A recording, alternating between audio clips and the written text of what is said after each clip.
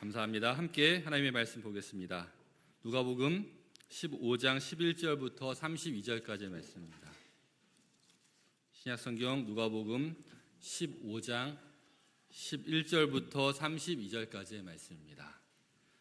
신약성경 120페이지입니다. 누가복음 15장 11절부터 32절까지의 말씀 제가 받들어 읽겠습니다. 또 이르시되 어떤 사람에게 두 아들이 있는데 그 둘째가 아버지에게 말하되 아버지여 재산 중에서 내게 돌아올 분깃을 내게 주소서 하는지라.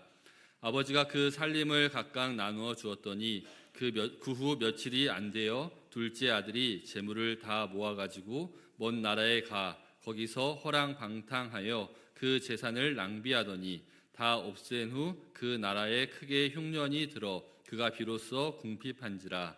가서 그 나라 백성 중 한 사람에게 붙여 사니 그가 그를 들로 보내어 돼지를 치게 하였는데 그가 돼지 먹는 쥐엄 열매로 배를 채우고자 하되 주는 자가 없는지라.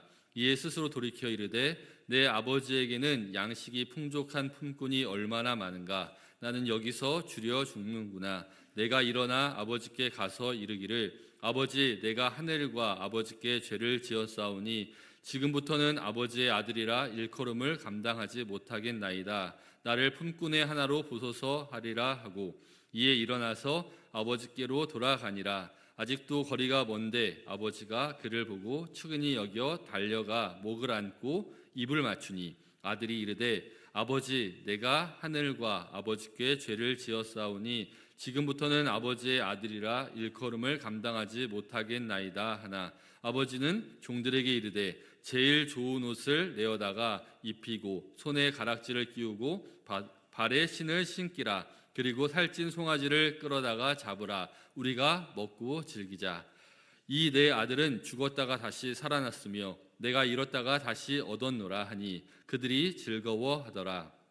맏아들은 밭에 있다가 돌아와 집에 가까이 왔을 때에 풍악과 춤추는 소리를 듣고 한 종을 불러 이 무슨 일인가 물은데 대답하되 당신의 동생이 돌아왔음에 당신의 아버지가 건강한 그를 다시 맞아들이게 됨으로 인하여 살찐 송아지를 잡았나이다 하니 그가 노하여 들어가고자 하지 아니하거늘 아버지가 나와서 권한대 아버지께 대답하여 이르되 내가 여러 해 아버지를 섬겨 명을 어김이 없거늘 내게는 염소 새끼라도 주어 나와 내 벗으로 즐기게 하신 일이 없더니 아버지의 살림을 창녀들과 함께 삼켜버린 이 아들이 돌아오매 이를 위하여 살찐 송아지를 잡으셨나이다. 아버지가 이르되 예 너는 항상 나와 함께 있으니 내 것이 다 내 것이로되 이 내 동생은 죽었다가 살아났으며 내가 잃었다가 얻었기로 우리가 즐거워하고 기뻐하는 것이 마땅하다 하니라. 아멘.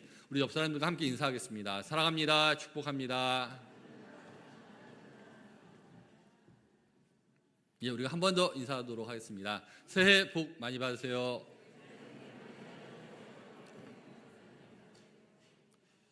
예, 이제 즐거운 설 연휴가 시작되었습니다. 하나님의 은혜 안에서 풍성하고 또 즐거운 그러한 시간 되시기를 소망합니다. 오늘은 주일이지만 또 이제 설 연휴가 시작되었죠. 지금 예배 자리에 나오면서 어떤 마음으로 이 자리에 오셨습니까? 예배를 사모하는 마음, 기대와 소망으로 오셨습니까? 아니면 종교적인 의무로 주일이니까 어쩔 수 없이 맞이 못해서 이 자리에 오셨습니까? 오늘 이 시간이 지금까지와는 다른 정말 내 인생의 터닝 포인트가 되는 은혜가 있으시기를 주님의 이름으로 간절히 축원합니다. 오늘 본문은 소위 탕자의 비유로 잘 알려진 그러한 이야기입니다. 어떤 아버지에게 두 아들이 있었습니다. 그 중에서 둘째가 아버지에게 나와 이야기합니다. 아버지, 내게 줄 재산 가운데에 내 몫을 주십시오. 아버지의 유산을 살아계신 아버지께 물려달라라는 것입니다. 율법에 의하면 아버지가 죽었을 때에는 자녀들에게 주되 장자에게는 2배의 몫을 주게 되었습니다. 그래서 작은 아들일 경우, 큰 아들과 작은 아들이 있을 때 작은 아들은 아버지 재산의 3분의 1을 받을 수 있고 장자는 3분의 1을 상속할 수 있는 권한이 있었습니다. 그리고 아버지가 아직 돌아가시기 전이라도 생전에 그 유산을 물려줄 수가 있었습니다. 하지만 아들이 먼저 달라고 하는 것, 그것은 굉장히 불효이고 또 무례한 일이었습니다. 얼마나 불효자식입니까? 아버지가 돌아가시기 전에 아버지한테 내 몫을 달라라고 그렇게 요청하고 있습니다. 둘째 아들은 아버지 밑에서 아버지의 간섭을 받는 것이 싫었나 봅니다. 그는 어떻게 보면 굉장히 이기적인 그러한 사람일 수도 있습니다. 아버지가 아직 살아계심에도 불구하고 유산을 상속해 달라는 그러한 이야기를 하는 것, 무엇보다도 아버지가 받을 마음의 상처는 조금 더 생각하지 않는 이기적인 그러한 아들인 것 같습니다. 그는 아버지의 재산을 받은 후에 며칠이 안 되어 어느 누구의 간섭도 없이 자기 마음대로 할 수 있는 타국으로 갔습니다. 먼 나라 이방 땅으로 갔습니다. 거기에서 이제 삶을 사는데 허랑방탕한 그러한 삶을 살게 됩니다. 세계 곳곳을 여행하기도 했고요. 또 맛있는 음식을 먹기도 하였습니다. 또 술집에 가서 유흥을 즐기며 돈과 인생을 허비하는 그러한 삶을 살았습니다. 그러나 결국 어떻게 됐죠? 얼마 못 돼서 몇 년 안 돼서 가진 재물을 다 허비하고 말았습니다. 이방 땅에서 이제 돈이 떨어지자 먹을 것도 또 잠잘 곳도 마땅치 않았습니다. 설상가상 자신이 살고 있던 그 나라에 큰 흉년이 들었습니다. 이제 그 아들은 궁핍해져서 당장에 입에 풀칠조차 할 수 없는, 끼니조차 해결할 수 없는 궁핍한 상황에 이르게 되었습니다. 할 수 없이 그는 어느 집에 들어가서 빌부터 사는 그러한 삶을 살게 되었습니다. 그 일이 무엇이었죠? 그 일은 들에 나가서 돼지를 치는 일이었습니다. 여기서 우리가 주목해 볼 일이 있습니다. 돼지를 치는 일, 사실 별것도 아닐 수 있습니다. 하지만 유대인이라면 이것이 절대로 쉬운 일이 아닙니다. 돼지는 율법에서 금지하는 부정한 짐승입니다. 유대 문헌에 따르면 돼지를 사육하는 자는 저주를 받으리라 라는 그러한 말이 있습니다. 유대인들에게 율법이 그만 돼지를 사육한다라는 것, 그것은 저주를 받을 만큼 굉장히 위험한, 굉장히 어려운 그러한 일입니다. 따라서 이 당시에 유대인들은 돼지고기를 먹지 않을 뿐만 아니라 돼지를 치는 일도, 키우는 일도 하지 않았습니다. 돼지를 키운다라는 것, 그것은 결국 유대인들에게는 가장 수치스럽고 모욕적인 그러한 상황입니다. 하지만 집 나간 아들, 그 둘째 아들은 자신이 택할 수 있는 일이 오로지 이 일밖에 없었던 것입니다. 뿐만 아닙니다. 둘째 아들은 배가 너무 고픈 나머지 돼지가 먹는 쥐엄 열매라도 좀 먹고 싶었습니다. 그래서 그것으로 줄인 배를 채우고 싶었습니다. 쥐엄나무라는 것이 있는데요. 화면을 잠깐 보시면 왼쪽에 있는 화면이 쥐엄나무라는 것이고, 우리나라에 쥐엄나무가 있는데 쥐엄나무랑 비슷하게 생겨서 아마 쥐엄나무라고 그렇게 붙인 것 같습니다. 이 쥐엄나무에서 이제 열매가 열리는데요. 이 쥐엄나무의 열매, 오른쪽에 보이는 갈색으로 보이는 그 콩 까투리 같이 보이는 그것들이 보입니까? 그게 바로 쥐엄 열매인데요.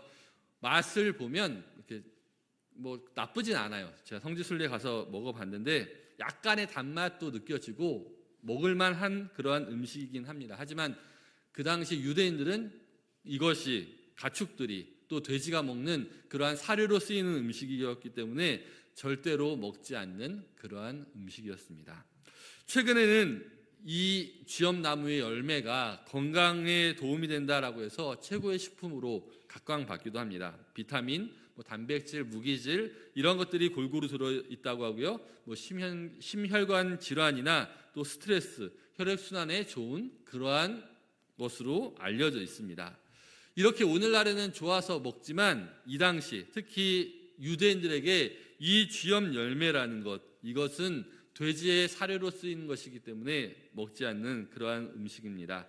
유대인들에게 가장 부정한 짐승, 그 돼지가 먹는 음식이기에 그것을 먹는다는 것은 어떻게 보면 참으로 비참한, 그 돼지와 같은 수준으로 떨어지는 몰락한 그러한 모습이다라는 것입니다. 지금 집을 나간, 아버지를 떠난 둘째 아들의 모습이 바로 이런 상황인 것입니다. 하지만 주염 열매조차 그에게 주는 사람이 없습니다. 이 궁핍함과 비참한 삶의 밑바닥, 이때 비로소 그는 자신의 잘못을 깨닫게 됩니다.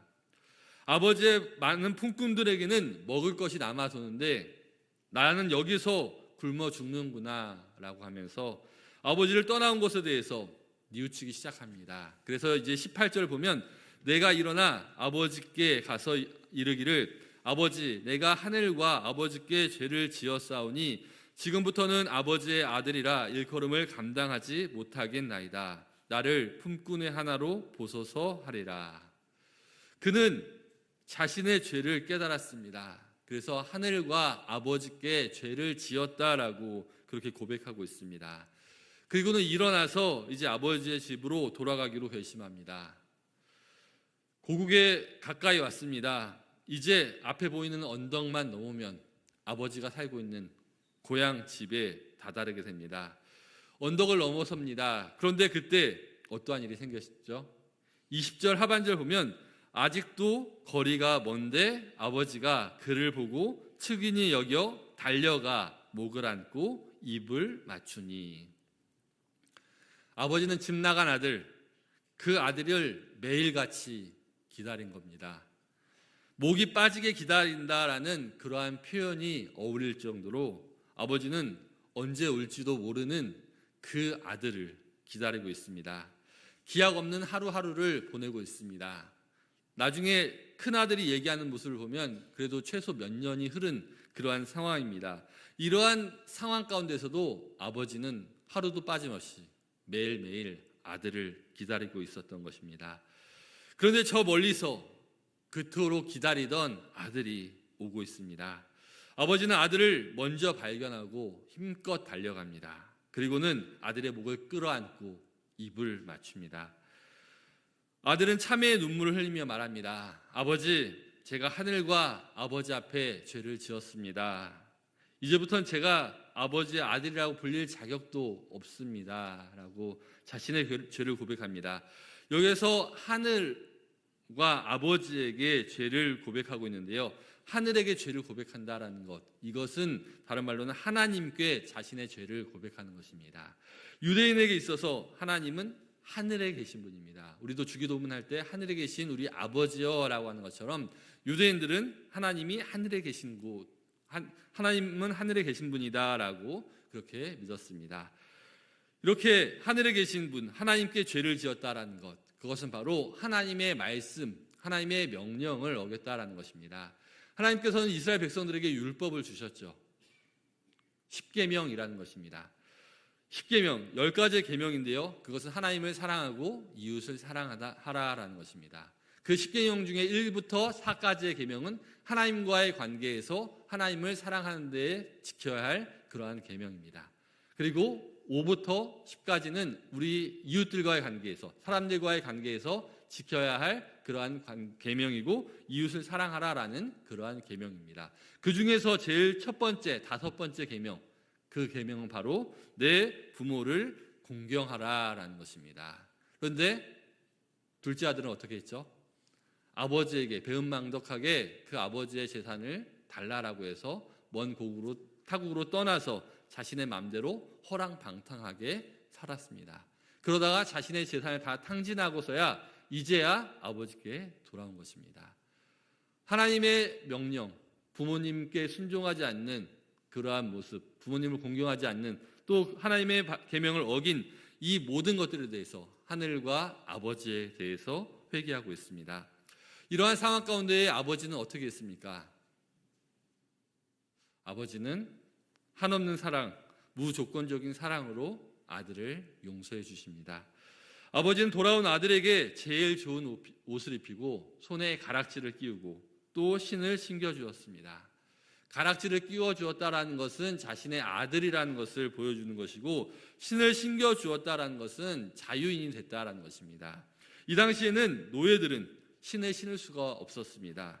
노예와 같은, 종과 같은 신분으로 전락되었던 아들, 하지만 그의 신분을 회복시켜주는, 지위를 회복시켜주는 그 사랑으로 아버지는 그에게 신을 신겨 주었던 것입니다. 뿐만 아닙니다. 아버지는 종들에게 살찐 송아지를 잡게 하고 잔치를 벌여서 즐거운 시간을 보내게 하였습니다. 우리가 오늘 말씀을 통해서, 지금까지 본 내용을 통해서 영적인 교훈을 깨달을 수가 있는데요. 아버지와 아들의 관계, 그것은 바로 우리 인간과 하나님과의 관계를 설명해 주는 것입니다. 우선 영적인 교훈 첫 번째를 본다면, 하나님을 떠난 인생은 비참해진다라는 것입니다. 저를 한번 따라해 주시기 바랍니다. 하나님을 떠난 인생은 비참합니다. 네, 그렇습니다. 아버지를 떠나서 살았던 둘째 아들, 그는 극한 상황 가운데에서 세상의 향락에 도취되어 타락한 그런 삶을 살았습니다. 하나님을 떠난 인생, 결국은 헤어날 수 없는 영육 간의 빈곤과 비참함을 경험할 수밖에 없다라는 것을 보여줍니다. 타락한 죄성을 가진 우리 인간, 끊임없이 하나님의 은혜를 거부하고 그 은혜의 길에서 떠나려고 합니다. 우리의 신앙의 모습을 보아도 어떻습니까? 처음에는 하나님의 은혜 안에서 기쁨과 감사함으로 신앙생활을 합니다. 하지만 점점 신앙생활을 하다 보면 매너리즘에 빠집니다. 그러면서 세상의 즐거움과 유익이 힐끗힐끗 우리 눈에 들어올 때가 있습니다. 그러다 세상의 향락에 도취되어 세상으로 빠지게 됩니다. 하나님과의 관계도 멀어지고 교회에 가는 것도 신앙의 의무, 종교적인 의무 때문에 일주일에 한 번 간신히 교회를 가게 됩니다. 하나님과의 관계도 멀어지고 교회 가는 신앙생활도 힘들고, 교회가 마치 내 자유를 억압하는 것처럼, 하나님이 나를 구속하는 것처럼 그렇게 느껴집니다. 힘들게, 그렇게 어렵게 일주일에 한 번씩 교회에 나오고 있습니다. 가면 갈수록 죄의 지배하에 놓이게 되고, 죄로 말미암아 타락하고 결국 하나님을 떠나려는 그러한 모습을 보이고 있습니다. 참으로 안타까운 모습이죠. 사랑하는 성도 여러분, 혹시 나의 신앙이 오늘 둘째 아들과 같은 그러한 상태는 아닙니까? 내가 하나님을 믿는다고 하지만 그 하나님의 은혜 안에 온전한 기쁨을 누리지 못한 채 종교적인 의무로 지금 이 자리에 나와 있지는 않습니까? 하나님을 떠나 사는 삶, 과연 행복할까요? 아버지의 간섭 없이 자기 마음대로 살아가는 것, 정말 자유할까요? 우리 인간의 참된 행복은 하나님의 은혜 안에 있을 때, 하나님의 말씀 안에 순종하며 살아갈 때 진정한 자유와 행복이 있다는 것입니다. 하나님께서 우리 인간을 처음 창조하셨을 때 하셨던 일이 무엇입니까? 창세기 1장 27절에서 28절입니다. 화면 보시면 이렇게 나와 있습니다. 하나님이 자기 형상, 곧 하나님의 형상대로 사람을 창조하시되 남자와 여자를 창조하시고 하나님이 그들에게 복을 주시며 라고 말씀합니다. 하나님께서 우리 인간을 창조하시면서 제일 먼저 하셨던 일이 무엇입니까? 복을 주신 것입니다. 이렇게 하나님은 우리에게 복을 주시고 하나님의 은혜를 누리며 살기를 원하십니다. 그런데 우리는 어떻습니까? 오늘날 세상은 어떻습니까? 하나님을 오해합니다. 인간의 자유를 억압하고 고통스럽게 한다라고 생각합니다. 내가 내 마음대로 인생을 살지 못하고 내 뜻대로 살지 못하게 한다라고 이야기합니다. 하지만 그렇지 않습니다. 하나님은 사랑의 하나님이시고 하나님은 우리에게 복을 주시기 원하시는 분이십니다. 예레미야 29장 11절을 보면 여호와의 말씀이니라 너희를 향한 나의 생각을 내가 아나니 평안이요 재앙이 아니니라 너희에게 미래와 희망을 주는 것이니라 라고 말씀합니다. 하나님은 우리를 사랑하시고 늘 하나님의 은혜 안에 거하며 하나님의 복을 누리며 살아가기를 원하시는 것입니다. 하나님의 은혜 안에 거하는 것, 하나님의 말씀에 살아가는 것, 그것이 바로 복된 인생입니다. 이러한 복된 인생을 결단하며 주님 앞에 나오는 저와 여러분 되시기를 예수님의 이름으로 간절히 축원합니다. 그래도 오늘 본문에서 둘째 아들이 잘한 것이 있습니다.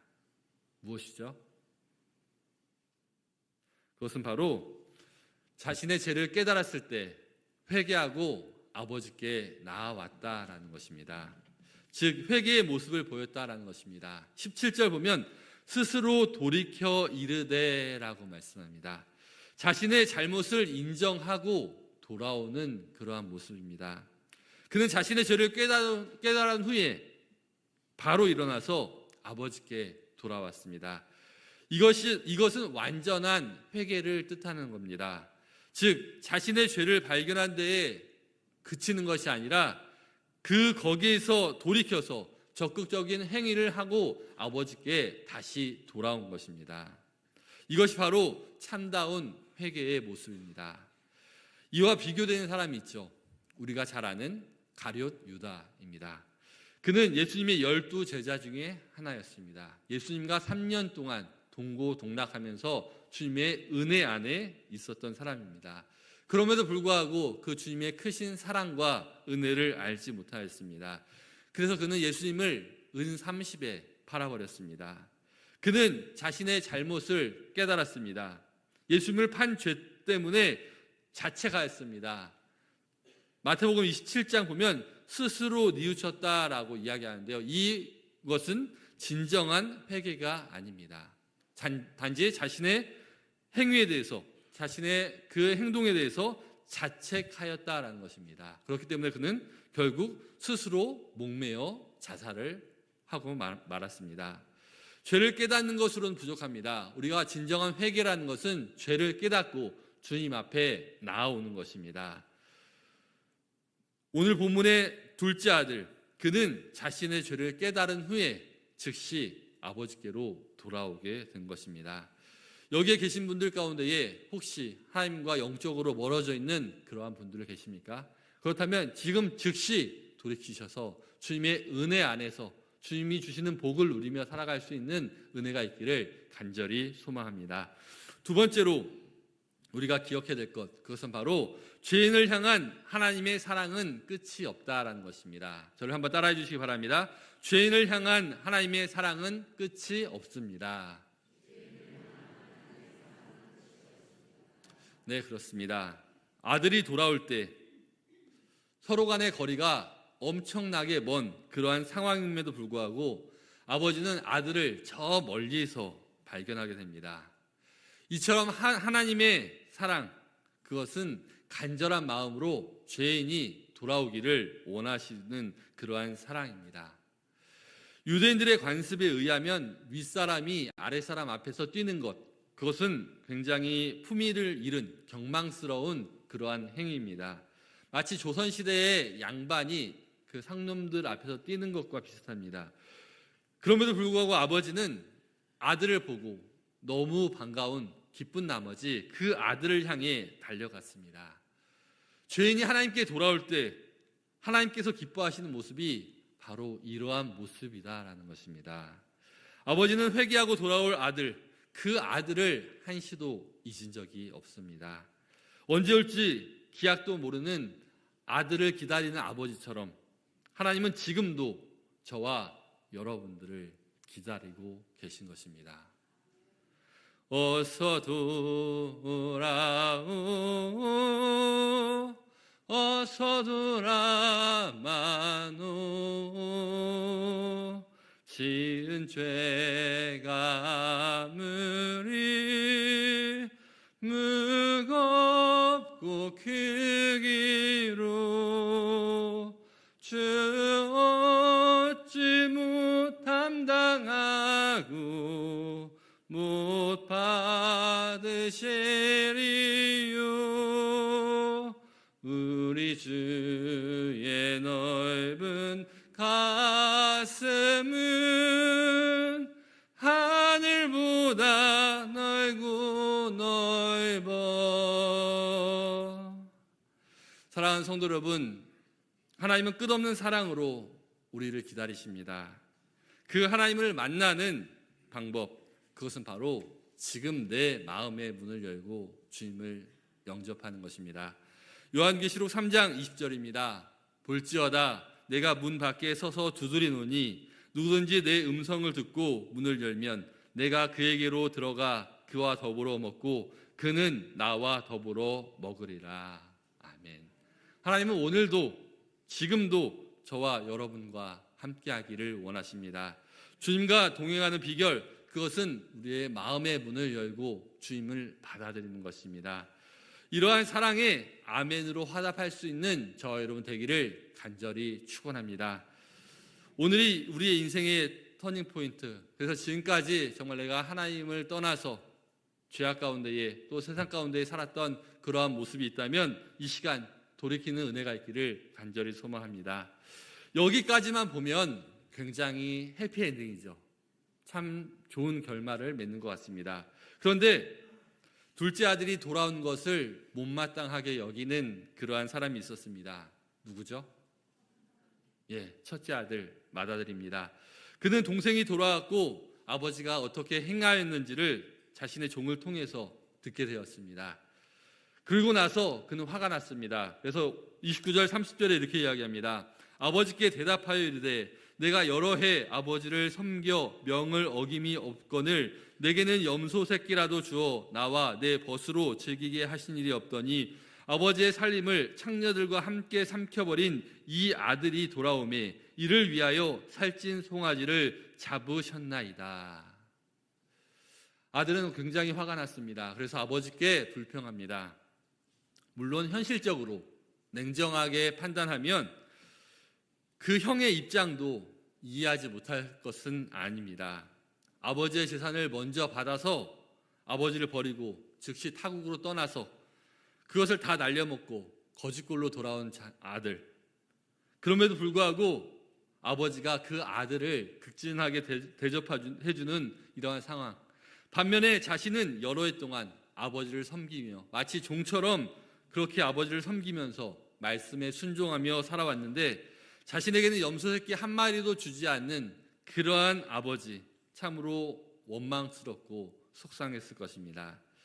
이러한 상황 가운데에 거짓골로 돌아온 거짓골로 돌아온 동생이 얼마나 반갑겠습니까? 그는 자신이 더 대접받아야 마땅함에도 불구하고 아버지께서 자신을 이렇게 대접하는 것, 그것은 옳지 않다라고 불평하고 원망하였습니다.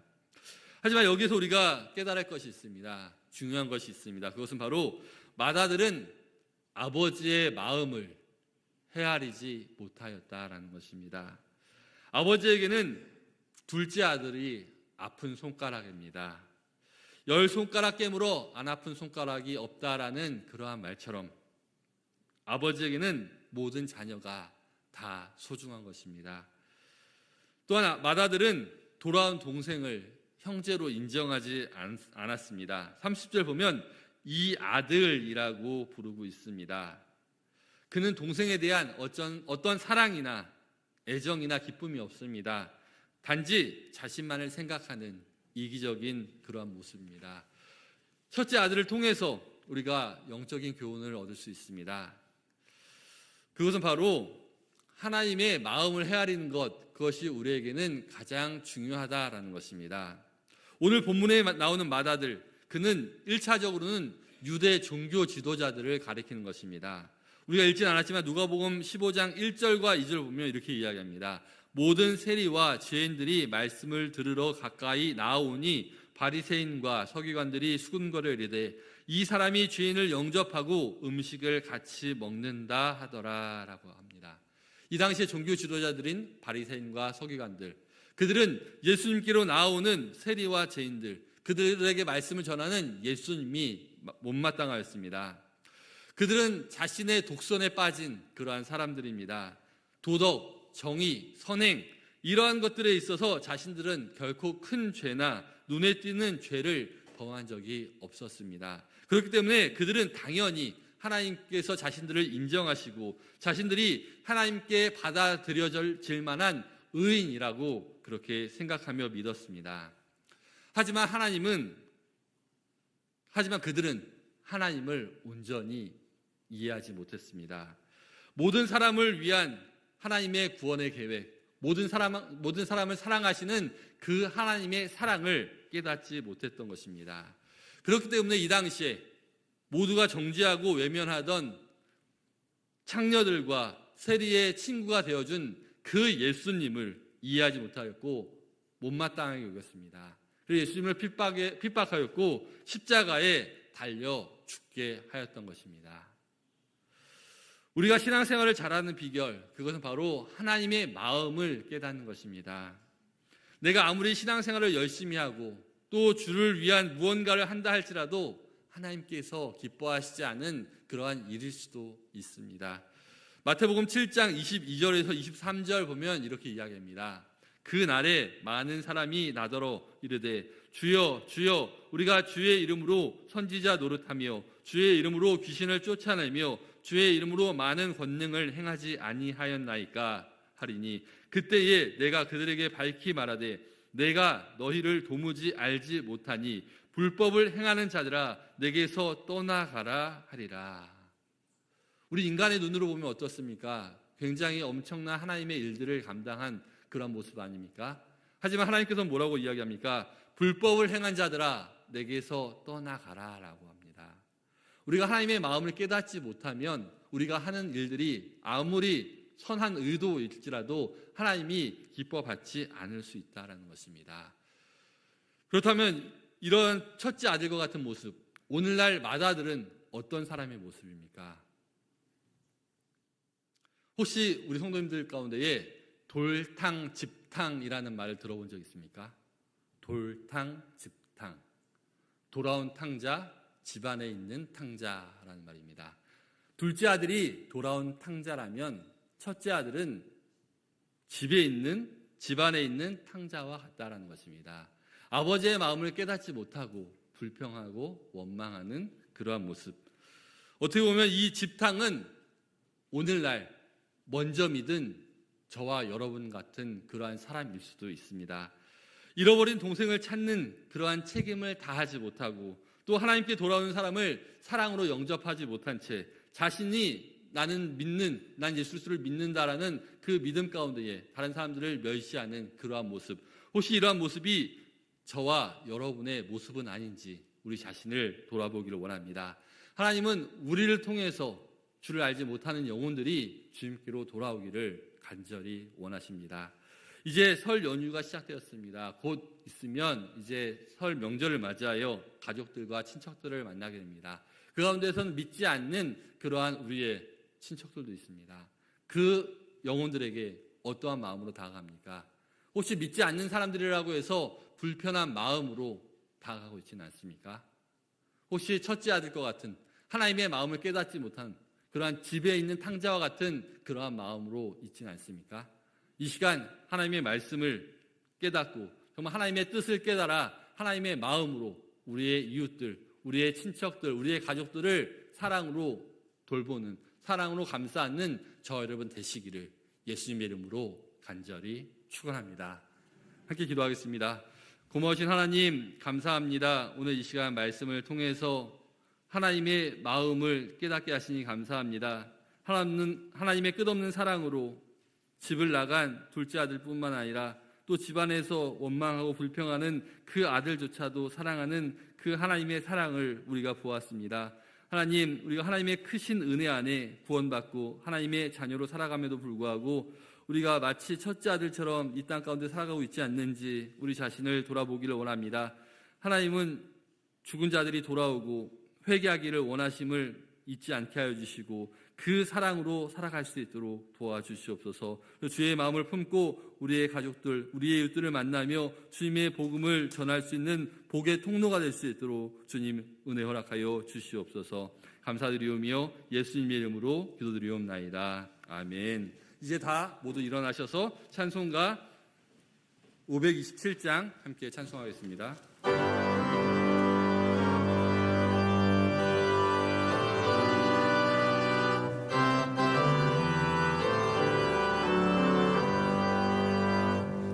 어서 돌아오고